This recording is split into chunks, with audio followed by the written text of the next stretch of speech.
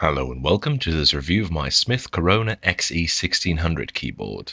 The XE1600 was an electronic typewriter from Smith Corona that was put out in pretty large numbers.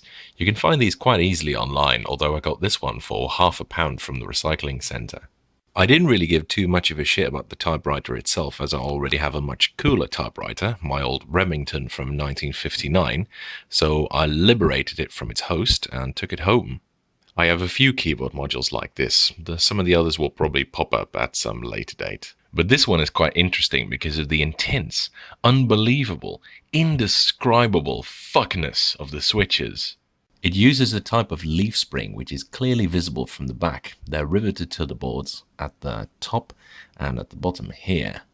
The keycaps have bars at the top and bottom alternating, poking through the mounting plate and onto the leaf spring. Like this essentially. Here you can see the leaf springs in action as I press some random keys on the keyboard. And then the leaf spring presses down on an absolutely tiny mat of rubber domes atop an equally tiny single layer membrane. So the sensing assembly is exceptionally tiny on this, by far the smallest I've ever seen. But I failed to see the point because the keyboard is always going to be at least the footprint of the key block on top. The keycaps don't have a particularly huge amount of friction with the slider well, but despite that the key feel is about as scratchy as it could possibly be. And no, that's not because of dirt or dust. The module is in fact in perfect condition. I don't know why the key feels so horrible or how a damp squib like this could possibly have passed quality control, but this is simply intolerable. It's bollocksed up so badly that it redefines bad key feel to something on a whole new level. It genuinely feels unreal. It's like it's not physically possible. How could something, anything, be this bad? More specifically, it's scratchy and rough to an unimaginable degree, and the switches feel very uneven across the board as well, so it's massively inconsistent to boot. They're also linear, which doesn't make it better because they give no clue when they've been actuated, so you have to really hammer them down, which is no easy task as they're also really stiff. I believe I said that my Amstrad PCW keyboards were by far the worst I had ever seen. But trying this side by side, I think this might just take the cake. I just can't convey the degree of utter wankness in this thing. The sound is also weird. If you press it slowly, it doesn't really make a noise, but if you actually type on them,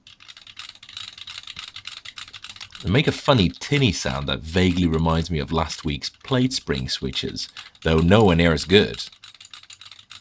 Switch rant aside, the rest of the keyboard isn't much better. The keycaps are thin pad printed ABS, but they haven't yellowed, they're not dirty, and they have no shine to them at all, which shows in what a remarkably good condition the board is. The large keys, even the spacebar, are poorly stabilized, which on a board this scratchy makes them almost impossible to use when you press them off axis. It's absolutely terrible. All in all, this thing is shit, and following is a typing demonstration of me attempting to type on it.